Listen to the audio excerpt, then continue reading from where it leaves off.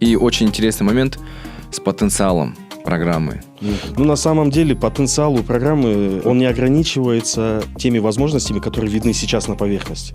То есть сейчас мы видим что? Мы видим некие генеалогические цепочки, мы видим возможность понимать и знать информацию о людях, но проект движется в гораздо такое длительное плавание, потому что у проекта будет еще две составляющие в будущем. Дай бог, куда я бюрса, у нас все получится.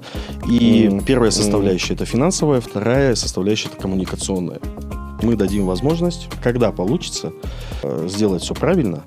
Это будет совершенно другой уровень взаимодействия между людьми в приложении. Причем этот уровень взаимодействия будет полностью отождествлять ментальную составляющую своих пользователей. Да, там не будет миллиардов человек, да, скажем, как в том же самом Телеграме.